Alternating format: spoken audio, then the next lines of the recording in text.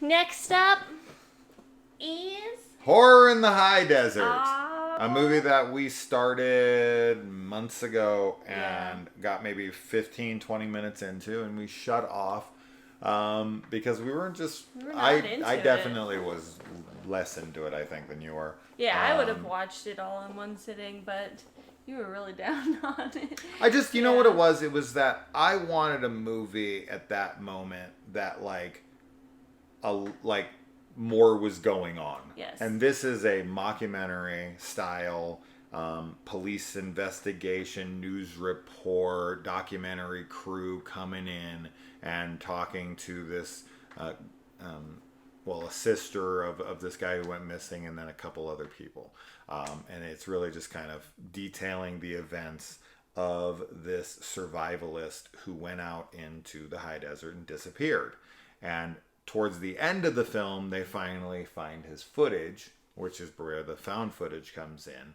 And up until that point, I will say that the film feels very authentic, very, very real when it comes to the documentary side of things, for sure.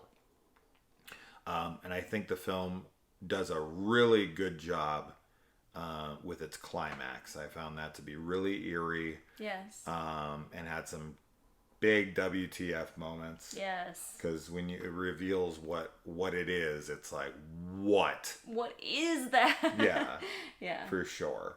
I agree, though. I think that the mockumentary, like, it has a very, very believable and realistic style to it, and the acting from everybody. I love seeing that in mockumentaries where you can really suspend your disbelief, like, super easily, because they're doing all the work for you.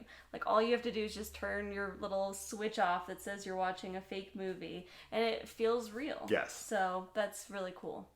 Yeah, I mean, if up until the very end, and man, even with some people, you could even throw the end in. But if you showed this to somebody for the first 60 minutes and were like, oh man, this is some crazy documentary I watched on Netflix, it's a real story, they would 1,000% believe Absolutely. it. There's nothing to suggest that this isn't real. This feels like any missing person's case. Mm-hmm. And I would say that's probably its downside when it comes to that, because I definitely think people will find this to drag, because it does feel just like every other missing persons documentary that you'll watch on any, Netflix platform kind of thing. So it's just kind of like, here's the events. This guy went out. He was a survivalist, but like he would never be out this long. This is not the kind of guy that would go disappearing. And then they find his truck. And then it's like, oh, okay. And we got a little bit more evidence. So it really just kind of takes you along for the ride like any normal documentary. So there's not like a lot of like extra thrown in here to make it feel like there's the horror is ramping up, and that you're getting little jump scares thrown in here and there. There's none of that stuff.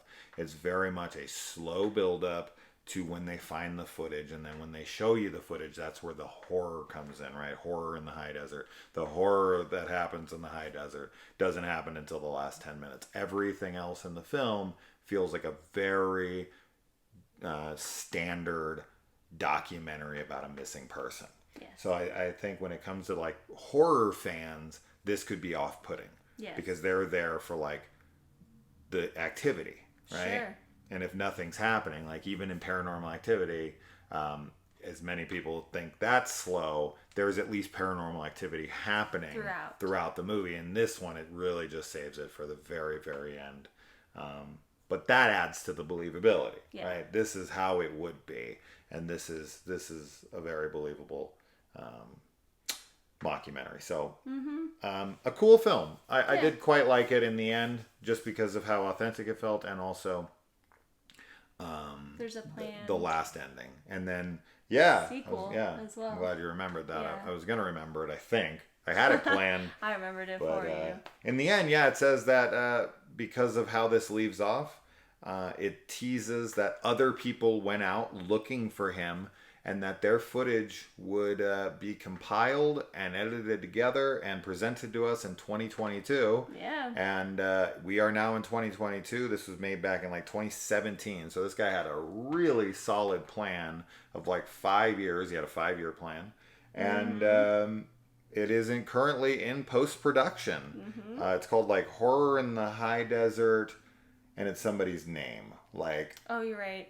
like it's an interesting name. It's not like a super common name, but it's one I've definitely like seen Winfred before. Or... No.